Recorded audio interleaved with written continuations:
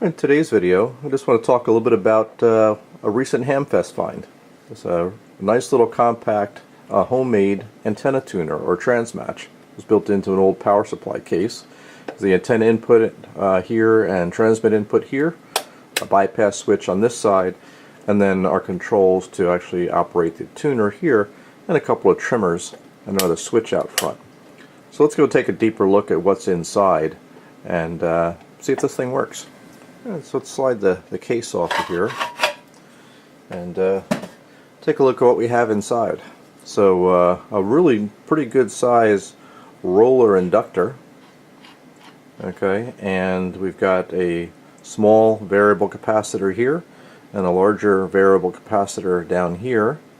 These two trimmer adjustments are actually a couple of multi-layer kind of compression caps, but more of a fixed type of thing. You set it and forget it type of a thing. And we can see the switches kind of go in place here. So given that we've got two capacitors and an inductor, all variable, this is most likely a T or a pi network tuner. So I took the time to kind of trace out the schematic here, and it turns out it is actually a pi network tuner. So let's take a look at the schematic. Alright, so here's the schematic for the pi network tuner. Our transmit input is here, antenna output is right there, and there's the smaller of the two variable capacitors is right here going to ground. We go through the variable inductor here to the antenna, and then the larger variable capacitor is out here on the antenna terminal, and then those two multi-layer kind of trimmer caps are these two guys right here, and they're connected to a switch that allows you to flip those capacitors into circuit or not. And part of the reason I think for having this is that these variable capacitors are relatively small, 140 picofarads or so maximum, and 180 picofarads on this one. And those are going to be pretty small in terms of usable values, especially at lower frequencies. Probably 75 meters and certainly 160. I doubt that we'd get enough capacitance for 160 even with these extra capacitors switched in. But the tuner will probably work well from 40 on up, or certainly 20 meters on up, without any problem. Similarly, the inductor here is about a 10 microhenry variable inductor, and most kind of commercial tuners, pi network tuners, would have probably more like a 20 microhenry inductor. So there's going to be a limited tuning range here, but for a small compact tuner that I got for literally $15, I certainly can't complain. So there's a bypass switch here that allows you to essentially bypass the tuner altogether when you're dealing with a resonant antenna, or if you want to tune up into a dummy load or something like that first. And then you can come out of bypass and actually use the tune circuit to adjust the impedance of your antenna system to make the transmitter look like it's looking into its ideal load or a match load, most often 50 ohms. Now, I didn't label the values of these little compression caps here because I didn't measure them. I think they're probably on the order of a few hundred picofarads, but we can always go back and measure them later on, but that's why those are not indicated here on the schematic.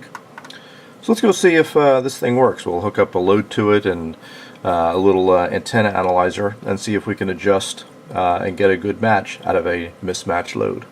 Alright, so I just have a little BNC to banana jack adapter here with I think it's about 180 ohm resistor connected up here, so certainly not 50 ohms that the antenna analyzer wants to see. That's hooked up to the antenna terminal. So we'll turn the analyzer on. Let's just do a quick check in 20 meters. So I've got the frequency adjusted here to about 14.2 megahertz, good spot in the 20 meter band. Now with a pi network tuner, you unlike a T network, you want to kind of start with the capacitors at close to their minimum value, as well as the inductor on its minimum value. So let's start with that there and see if we can get a good match. Alright, so we'll start by increasing the inductance here, and we'll just watch the SWR meter here to see if we start to get any kind of a dip. I see it's starting to come down here now, so I know I'm going in the right direction, and so we're getting down lower here, and it's then coming back up. So let's kind of find our minimum here and start adjusting the capacitors to see if we can get ourselves a little bit lower. There we go. Now we're down to below 1.5. And we just kind of tweak back and forth with these adjustments, and we can get our match all the way down to a nice 1-to-1 SWR. So it looks like the tuner works pretty well.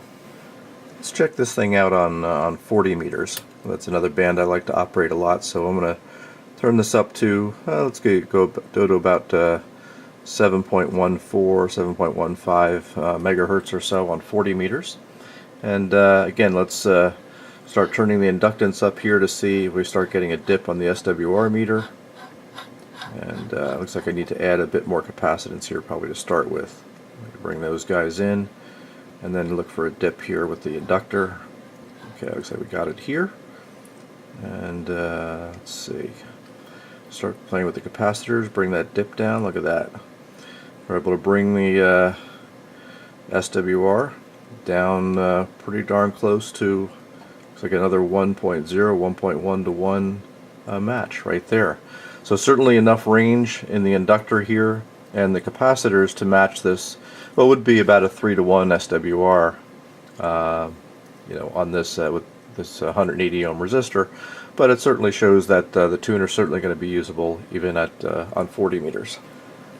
Now, of course, there's certainly many more tests we can run on different frequency bands with lots of different types of loads to see how well we'll be able to match. But I think just to kind of show that the design is functional and it does seem to do what you'd expect a tuner to do, I think we did pretty good, especially considering that I literally paid $15 for this little homebrew tuner, and that's probably only about probably 20% of the cost of just the roller inductor itself.